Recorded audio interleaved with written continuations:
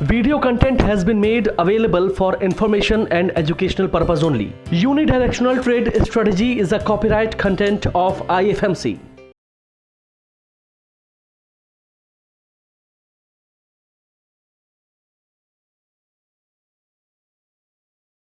Good morning and welcome दोस्तों। आज के पार्ट 3 में जिसमें हम बात कर रहे थे how to make a multibagger portfolio, उन लोगों के लिए जो स्टार्टर्स हैं, बिगनर्स हैं। मैंने पहले 2 पार्ट में आपको ये समझाया किस तरह से हमको मार्केट में आना है। उसमें करीब मैंने 6 आपको पॉइंट्स बताए थे कि ये 6 स्टेप्स आपको ज़रूर ध्यान में रखने हैं अगर आप बिल्कुल बिगनर हैं।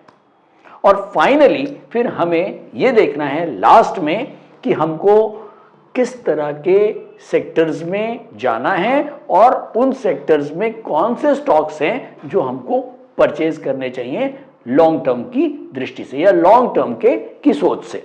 ऑब्वियसली अगर मुझे लॉन्ग टर्म के लिए कोई स्टॉक्स लेने हैं तो मैं ये ज़रूर देखूंगा कि उनके फंडामेंटल्स कैसे हैं। फंडामेंटल्स का मतलब उनके फाइनेंशियल्स है।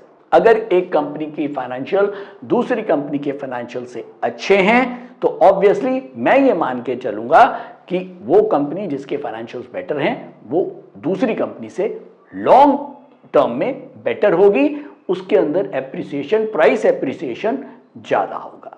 यही एक तरीका है। मल्टी बैगर पोर्टफोलियो का मतलब ये नहीं है कि एक ही दिन में मैं कुछ ऐसा स्टॉक खरीदूं कि जो मुझे करोड़पति बना दे। नहीं दोस्तों, ये बिल्कुल गलत सोच है। मल्टी बैगर पोर्टफोलियो एक दिन में नहीं बनता, कई सालों में जाके बनता है। धीरे धीरे गुल्लक के अंदर आपको ये पैसा डालना है, जमा करना है, अच्छे स्टॉक्स को गुल्लक के अंदर जमा करना है, उसको टाइम देना है, तब जाके कहीं बनता है multibagger, multi crore portfolio. तो उसके लिए कुछ स्टेप्स मैंने बताए हैं। अब हम बात करने वाले हैं फंडामेंटल स्टॉक्स को हम कैसे चुनें। मैंने इसके ऊपर लास्ट वीक पूछा था कि आप लोग मुझे बताएं आज के एपिसोड के लिए कौन सा सेक्टर चुनूं। तो बहुत सारे सेक्टर्स आप लोगों ने भेजे हैं, ऑटो, आईटी, केमिकल्स। ऑटो के लिए वोट्स ज़्यादा हैं, आज मैं ऑटो को कवर करने जा रहा हूं। अगर मैं एक ऑटो इंडस्ट्री के अंदर ये सोच रखता हूं कि मुझको मान लो 50,000 रुपये इन्वेस्ट करने हैं और मैं आगे भी इन्वेस्ट करता रहूँगा, लेकिन आज मुझे ऑटो के अंदर एक 50,000 रुपये डालने, तो क्या तरीका होगा दोस्तों। सबसे पहले मैंने पिछले एपिसोड में आपको फंडामेंटल पैरामीटर्स लिखवाए थे जिसमें हमने सेफ्टी के करीब 20 पैरामीटर्स और वैल्यू के करीब 15 पैरामीटर्स को आपको बताया था। अब ये सेफ्टी के जो 20 पैरामीटर्स हैं इनको अगर मैं एक एक करके चेक करना शुरू करूंगा सारी कंपनियों के ऊपर तो शायद मेरे लिए बहुत कम्बरसम हो जाएगा कि मैं किस तरह से ढूंढ पाऊंगा कि इन पैरामीटर्स, करीब 21 या 20 पैरामीटर्स ये हैं और उसके बाद वैल्यू के करीब 15 पैरामीटर्स हैं, करीब 35 पैरामीटर हो गए। अब ये 35 पैरामीटर को अगर मैं हर एक कंपनी पे लगा के जाके चेक करूंगा, बजाज ऑटो पे अलग देखूंगा, उसके बाद मैं मारुति पे अलग लगाऊंगा, टीवीएस पे अलग लगाऊंगा, हीरो होंडा पे अलग लगाऊंगा, तो शायद मैं पागल हो जाऊंगा। तो वो मेरे लिए पॉसिबल नहीं है। इसके लिए मैं हेल्प लेने जाऊंगा हमारे स्क्रीनर की और वो है यूडीटीएस वीएसएम। मैं चल रहा हूं सीधा यूडीटीएस वीएसएम पर और वहां से मैं उस स्क्रीनर से, उस लर्निंग स्क्रीनर से हेल्प लूंगा कि कौन कौन से स्टॉक्स को मैं ध्यान से रिसर्च कर सकता हूं, कौन कौन से स्टॉक्स वो मुझे फिल्टर करके दे दे कि यार ये 35 स्टॉक्स हैं, ये 35 में से आप 3 देख लो, 4 देख लो, वहां तक समझ में आता है। लेकिन अगर मैं 35 या 40 स्टॉक देखने जाऊंगा तो शायद मैं कभी भी अपनी रिसर्च पूरी नहीं कर पाऊंगा। तो चलिए चलते हैं सीधा यूडीटीएस वीएसएम के पास और उससे हेल्प लेते हैं ये जानने के लिए कि ऑटो सेक्टर के कौन कौन से स्टॉक्स जो हैं वो फंडामेंटली अच्छे हो सकते हैं। चलिए, तो दोस्तों मैं आ गया हूं ऑटो सेक्टर के ऊपर। मैंने वीएसएम खोल लिया है।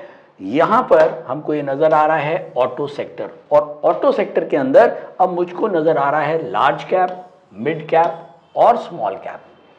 तो सबसे पहले मैं लार्ज कैप में कुछ अच्छी कंपनियां ढूंढने की कोशिश करूंगा जिनके फंडामेंटल पैरामीटर्स अच्छे हैं।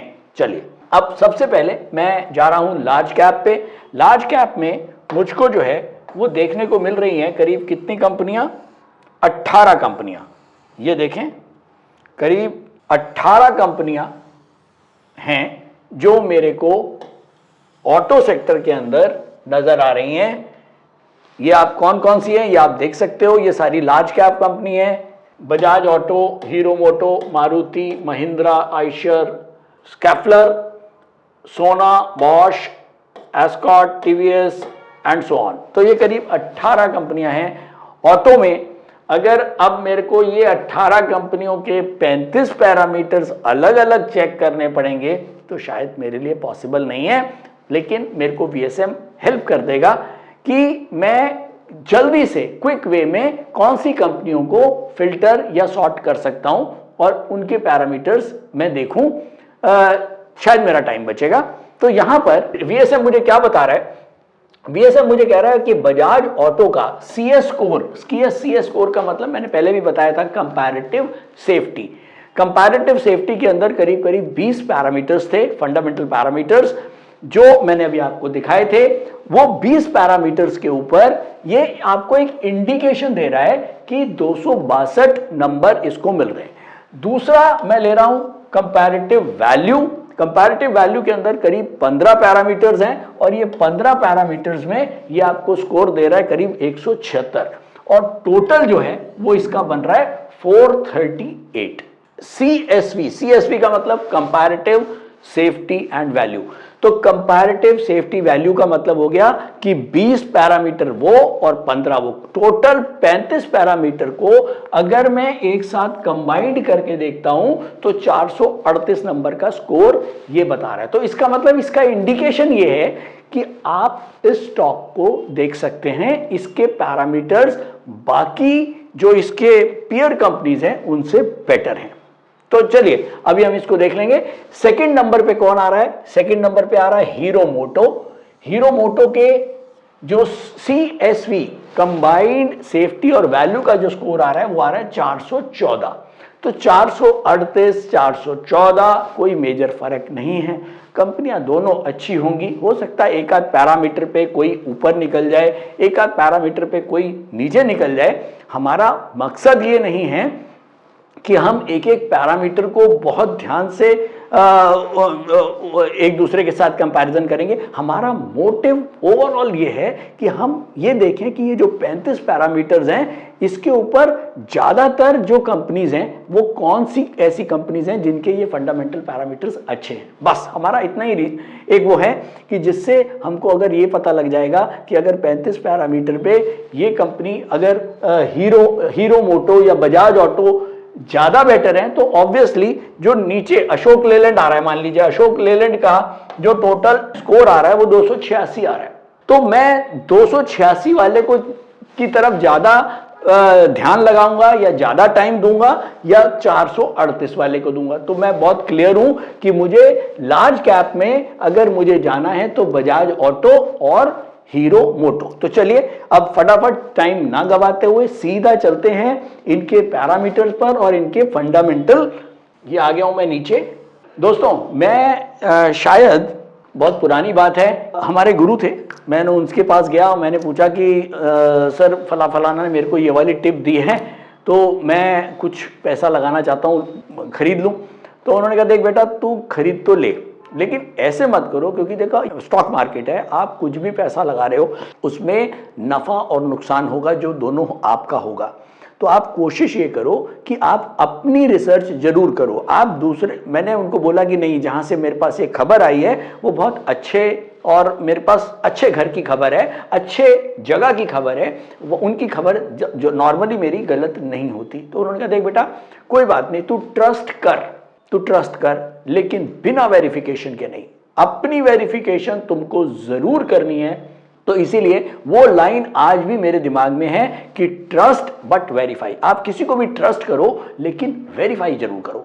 आज की डेट में अगर कोई मेरे को कहता है कि यार अशोक लेलैंड अच्छा है वो ले लेना चाहिए, तो अगर मुझे अशोक लेलैंड के बारे में बहुत कुछ नहीं पता है तो मैं फटाफट वीएसएम के ऊपर जाकर मैं एटलीस्ट ये चेक कर सकता हूं कि अशोक लेलैंड जो है वो एक ऑटो कंपनी है और ऑटो कंपनी, ऑटो सेक्टर के अंदर में अगर इसके जो पीयर कंपनीज हैं इसमें 18 कंपनियां हैं और उसमें अशोक लेलैंड जो है वो 286 नंबर उसको मिलते हैं, 286 नंबर मिलते हैं और बाकियों को किसी को 348 भी मिल रहे हैं, तो 369 भी मिल रहे हैं।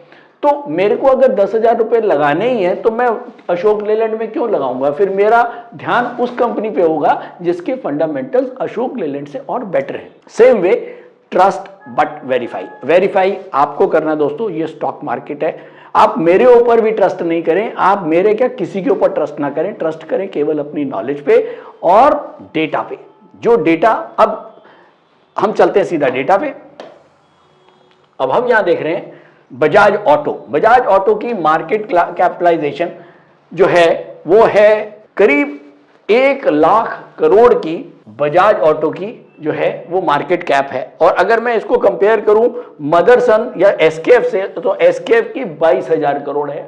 तो ऑब्वियसली एक कंपनी जिसकी मार्केट कैप ज्यादा है वो कंपैरेटिवली ज्यादा सेफ होगी। तो अगर मुझको सेफ्टी पॉइंट ऑफ व्यू से पैसा लगाना है तो मैं एसकेएफ की जगह बजाज ऑटो या हीरो होंडा को चुनूंगा।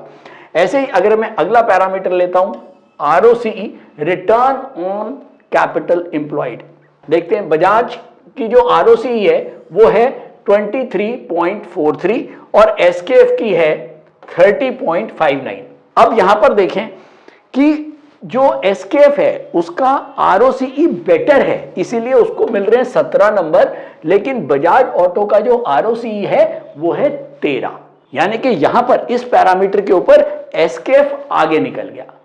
अब अगला पैरामीटर क्या है? अगला पैरामीटर है आरओए, आरओए 15.8 है और एसकेएफ की 16.02 है। यहां भी एसकेएफ को 16 नंबर मिल गए और बजाज ऑटो को 15 नंबर मिल गए, यानी कि इन दोनों पैरामीटर्स के ऊपर एसकेएफ आगे है। अब इसका मतलब यह नहीं है कि एक या दो पैरामीटर पे किसी और वो कंपनी आगे निकल जाएगी तो उसका ओवरऑल स्कोर चेंज हो जाएगा, नहीं। यहां पर टोटल स्कोर जब ही चेंज होएगा जब आपके टोटल जो स्कोर है सारे पैरामीटर्स का मिला के वो उससे ज्यादा होगा। तो अब आगे चलें जरा। उसके बाद हमने देखा बजाज ऑटो का आरओई जो है वो 19 है और एसकेएफ का 22.9 है। यहां भी एसकेएफ बेटर है 16 नंबर के साथ और बजाज ऑटो को मिला है 13 नंबर। उसके बाद अगर मैं देखूं डेट जो है एसकेएफ का है 0.01 जिसमें इसको 17 नंबर मिले और बजाज ऑटो का कोई डेट नहीं है उसको मिले 18 नंबर। तो ऑब्वियसली जिस कंपनी का डेट नहीं होगा वो सेफ्टी वाइज बेटर होगी। तो इस तरह से आप अलग अलग पैरामीटर्स के ऊपर किसी भी कंपनी को आप दूसरी कंपनी के साथ जज कर सकते हैं या कंपैरेटिव एनालिसिस कर सकते हैं। तो ओवरऑल अगर मैं देखूं आप लोग बहुत आराम से ये जितने भी 15 और 20 पैरामीटर्स हैं इनको आप इनके साथ कंपैरिजन कर सकते हैं और आप अपने आप निकाल सकते हैं कि कौन सी कंपनी के फंडामेंटल्स अच्छे हैं। तो ओवरऑल अगर मैं लार्ज कैप की बात करूं तो मुझे बजाज ऑटो और हीरो मोटो पहला नंबर, दूसरा नंबर, तीसरा नंबर मारुति सुजुकी। तो टॉप 3 फंडामेंटल के हिसाब से जो स्टॉक्स हैं वो हैं बजाज ऑटो, हीरो मोटो और मारुति सुजुकी। अब बात आती है कि अगर मुझको 10,000 रुपए लगाने हैं तो क्या मैं सबसे ऊपर वाले स्टॉक पे लगा दूं? यहां मैं फिर से थोड़ा सा आपको गाइड करने की कोशिश करूंगा कि कभी भी एक स्टॉक में कोशिश करें सारा पैसा ना लगाएं। कोशिश करें कि अगर आपको 10,000 रुपए लगाने हैं तो आप 5,000, 3,000, 2,000 मतलब आप उसको टॉप 3 स्टॉक्स के अंदर डिवाइड कर दें। अगर आपको 3 में भी नहीं करना तो एटलीस्ट 5-5 हजार 2 स्टॉक्स के अंदर डिवाइड करके लगा दें, क्योंकि आपको तो पैसा ही लगाना है ना। तो 5,000 आपने बजाज ऑटो में लगा दिया, 5,000 आपने हीरो मोटो में लगा दिया, तो वो और बेटर हो जाएगा। इसके अलावा अगर मुझको रिस्क थोड़ा सा ज्यादा लेना है, अगर मुझको लगता है कि मैं मार्केट में रिस्क टेकर हूं तो फिर मैं जा सकता हूं मिड कैप के ऊपर। मिड कैप में अब मुझको यहां पर कौन कौन सी कंपनीज दिख रही हैं जरा देखें। मिड कैप के अंदर मुझको करीब 7 कंपनियां दिख रही हैं। Endurance, Amara Raja, Sundaram Clayton, Exide, ZF, Craftsman, JBM auto. ये मुझको 7 कंपनियां दिख रही हैं मिड कैप में। अगर मैं मिड कैप के हिसाब से देखता हूं तो एंड्योरेंस को ज्यादा स्कोर मिल रहा है, तो ऑब्वियसली मैं चेक करूंगा एंड्योरेंस को। सेकंड नंबर अमर राजा जिसका स्कोर 156 है और एंड्योरेंस का 159 है, बहुत क्लोज है। और 154 है सुंदरम क्लेटन का और 152 है एक्साइड इंडस्ट्रीज का। तो आपने देखा ऊपर वाले 159, 156, 154, 152 और उसके बाद सीधा 136 नंबर आते हैं किसके, ZF कमर्शियल के और क्राफ्टमैन के 135। तो बेसिकली VSM ने मुझे क्या हेल्प किया, VSM ने मुझे ये हेल्प कर दिया कि 7 कंपनियां हैं, 7 कंपनियों में आप 7 को ढूंढोगे टाइम लग जाएगा। आप ऊपर की 3 कंपनियों के जो फंडामेंटल पैरामीटर्स हैं उनको नीचे जाके फौरन यहां से चेक कर लीजिए, यहां से आप इन पैरामीटर्स को चेक कर सकते हैं। तो ये था हमारा मिड कैप। अब मैं जल्दी से जा रहा हूं स्मॉल कैप पे। अब आ गया हूं मैं दोस्तों स्मॉल कैप के ऊपर। स्मॉल कैप में देखें जरा कितनी कंपनियां हैं। स्मॉल कैप में काफी सारी कंपनियां हैं, जरा देखें। स्मॉल कैप में ऑटो के अंदर करीब 70 कंपनियां हैं, 70 कंपनियां।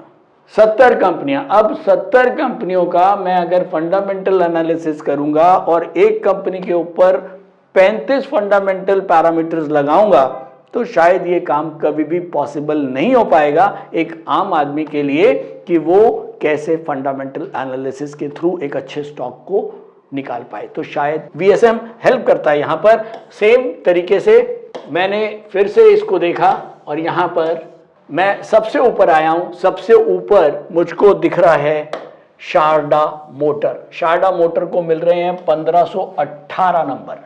तो ये तो क्लियर हो गया कि मैं शारदा मोटर को लेने नहीं जा रहा हूं, लेकिन हां ये जरूर क्लियर कर दिया कि मैं शारदा मोटर को अपने रडार में रखने जा रहा हूं और इसको चेक करने जाऊंगा कि इसके फंडामेंटल पैरामीटर्स वाकई में ठीक हैं। और बाद में इसका एक बार फटाफट चार्ट और देखूंगा कि चार्ट्स के ऊपर भी ये स्टॉक कैसा है। चलिए जल्दी से एक कोशिश करता हूं आपको बताने की। सबसे ऊपर मुझे दिख रहा है इसमें शारदा मोटर जिसका 1518 नंबर है। फिर दिख रहा है मुझे LG बालाकृष्णन जिसके 1496 नंबर है।